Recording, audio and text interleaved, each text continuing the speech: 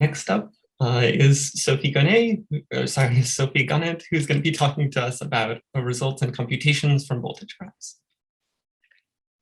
Can everyone see my screen okay? Yes, we can. Okay, cool. All right, so I'm going to be talking about results and computations on voltage graphs. So the first few slides are going to be pretty repetitive from the last talk, so I'll just go through them very quickly. So the objects that we're interested in are the following. So graphs are just made up of vertices and edges. Here, like the previous talk, all of my graphs are connected and they're simple, so there's no loops and no multiple edges. Then the adjacency matrix for X has entry Aij equal to 1 if Vi is adjacent to Vj and 0 otherwise. Then the Laplacian matrix is this diagonal matrix minus the adjacency matrix, where this diagonal matrix is just the degree of each vertex on the diagonal. Then the Jacobian is the torsion subgroup of the cokernel of the Laplacian matrix. And so that's the free Z module on the vertices of X of rank n, modulo the image of the Laplacian.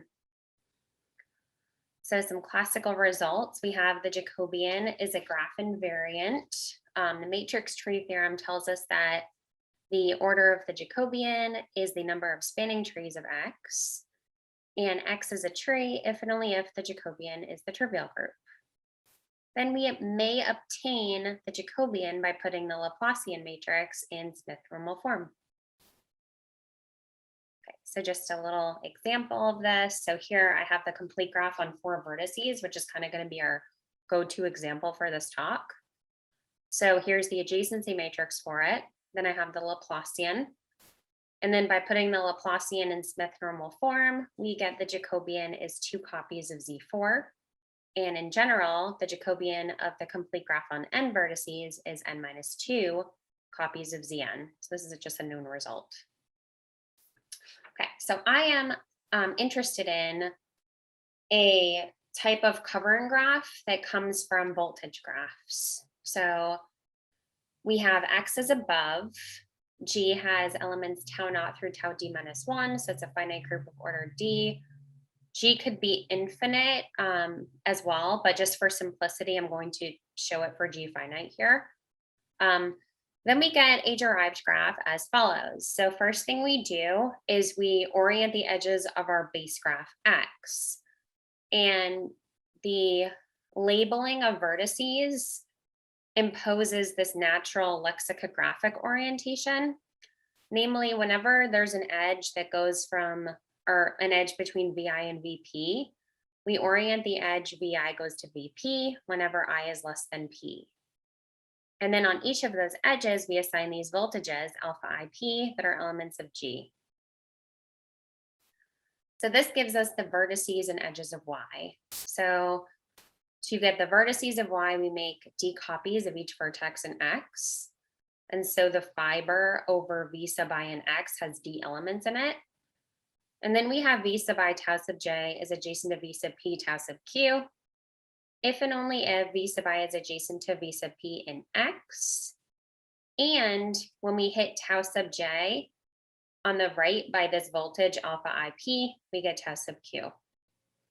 So I denote my voltage graphs by a triple given by the base graph, G, which is called the voltage group, and then the voltage assignment. So we're going to continue with the example of K4.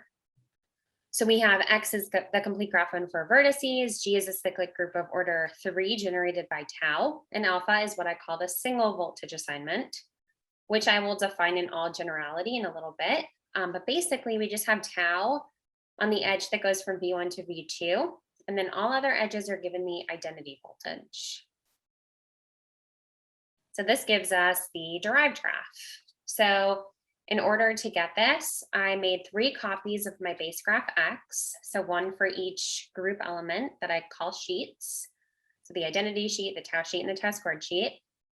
And then we simply reroute the edge that goes from V1 to V2 on each of my sheets. and I erase it and connect it to the next sheet up.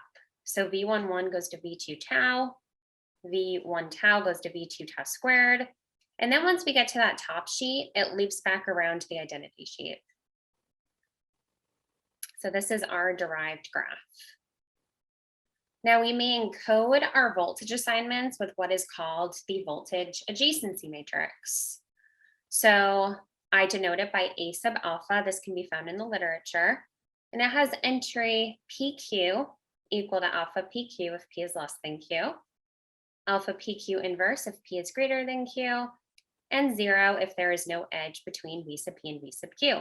And so these entries are in Z adjoin G. And it is group symmetric in the sense that its transpose is equal to A sub alpha, but with all group elements inverted. So here is the voltage adjacency matrix corresponding to the voltage assignment in the previous example. And now from the voltage adjacency matrix, we are able to obtain the ordinary adjacency matrix of the derived graph as follows. So first thing that we do is we fix a labeling of our group elements, any labeling. Then we simply replace each alpha PQ in the voltage adjacency matrix by rho of alpha PQ, where rho is the right regular representation. And for each G in G, for each little G in G, rho of G has entry ij equal to 1 if tau sub ig equals tau sub j and 0 otherwise. And so this results in this ND by ND block matrix, which is the ordinary adjacency matrix of Y. And so we can think of the ordinary adjacency matrix of Y as A sub alpha tensored with rho, the right regular representation. And so the vertices of Y are consistent with the labeling of the elements of G that I fixed at the outset.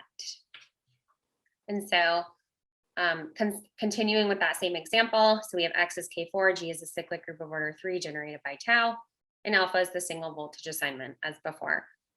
So to get the ordinary adjacency matrix of Y, I am going to tensor my voltage adjacency matrix with rho. And so this gives me this block matrix. And so I have 3 by 3 0 matrices down the diagonal. All of my ones become 3 by 3 identity matrices. Then I have tau becomes rho of tau, which is this matrix here. And rho of tau inverse is the transpose of rho of tau. And so the ordering of elements of G that I fixed here is tau squared, tau 1. And so this labeling of vertices of Y is consistent with that. So like this corresponds to V1 tau squared.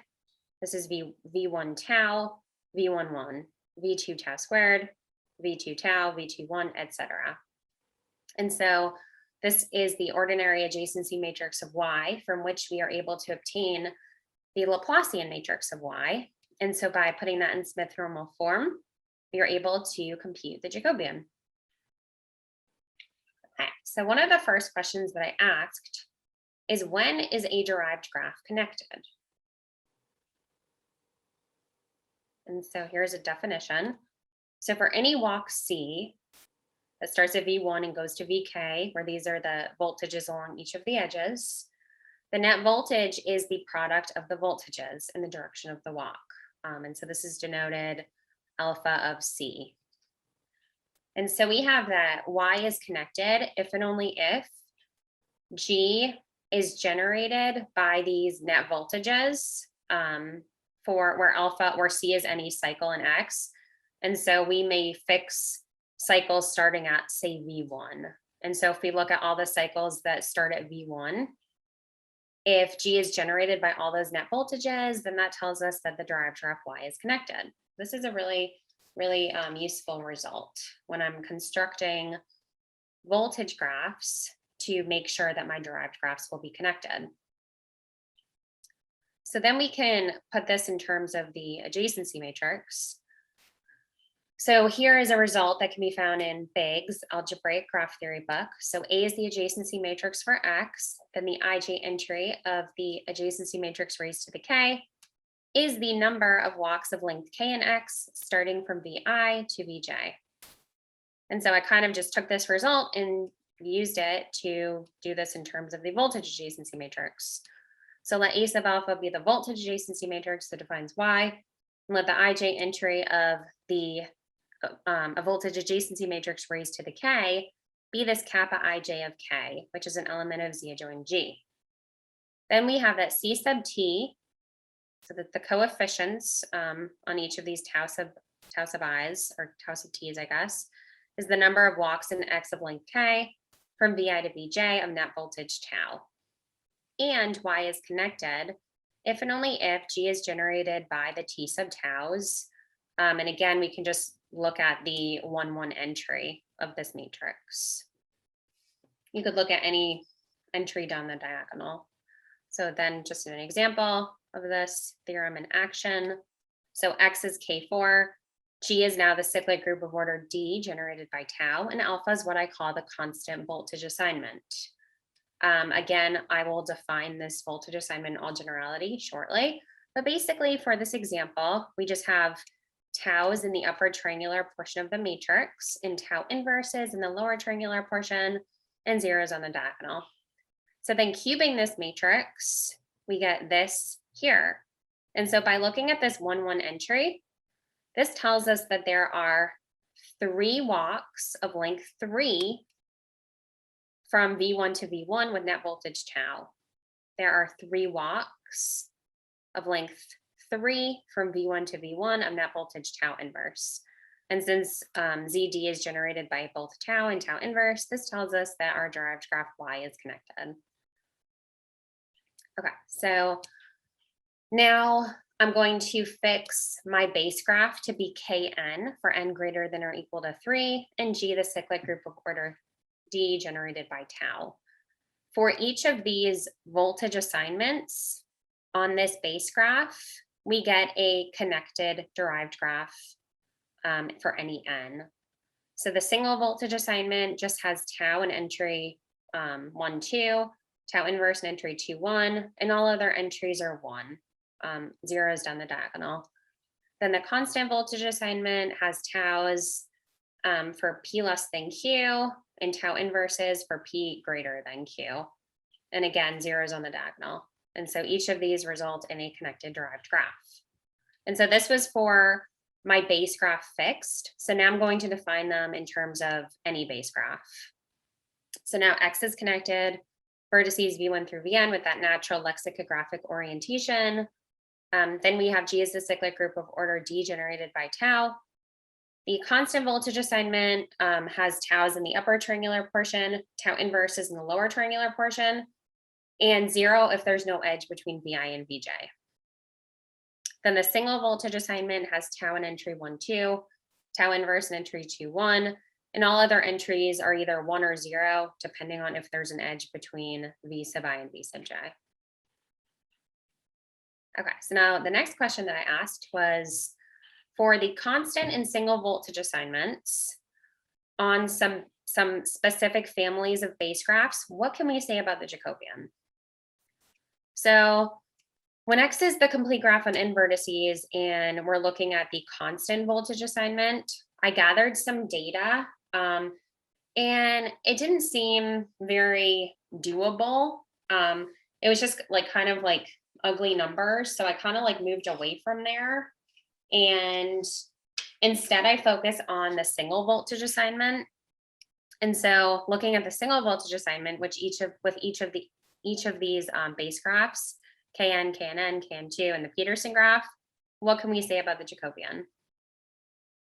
So here is some data that I gathered for when X is K4 with the single voltage assignment, ZD, where D is 1 through 15 here, and alpha is the single voltage assignment. And so I made tables using that. I wrote a program in Sage, and so I got these tables for K4, K5, and K6.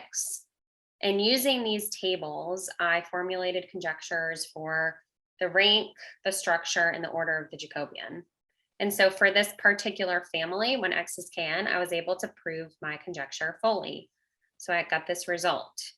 And so for every N and every D, I have the structure of the Jacobian.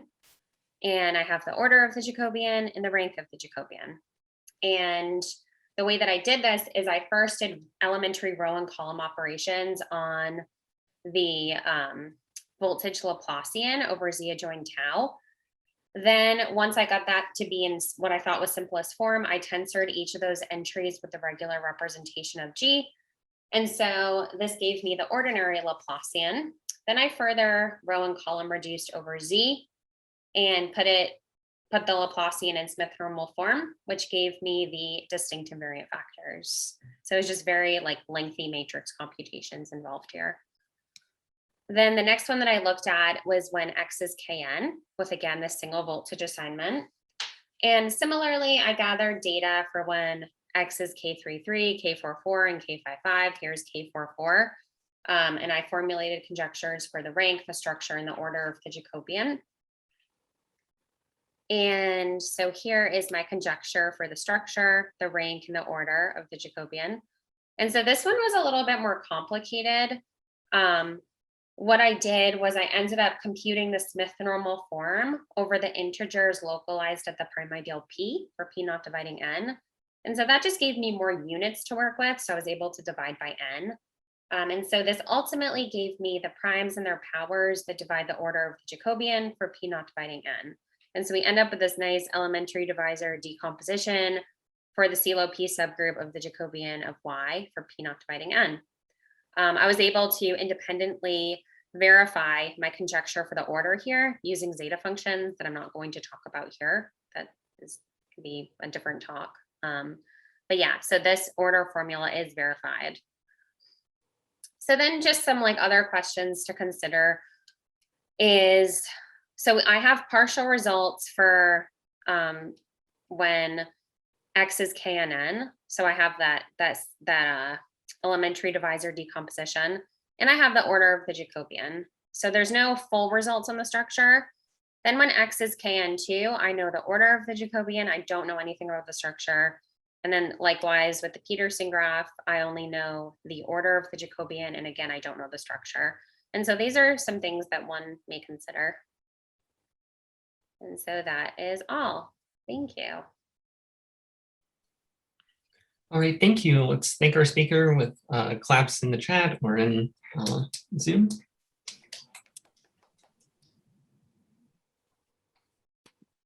It looks like we have time for one question.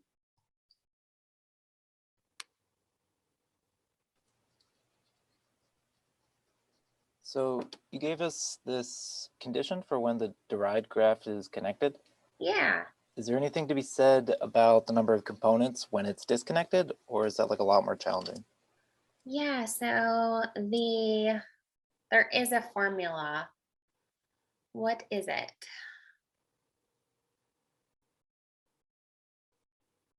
I'm not recalling off the top of my head, but there is a formula for the number of connected components. Yeah, for the number of different connected components.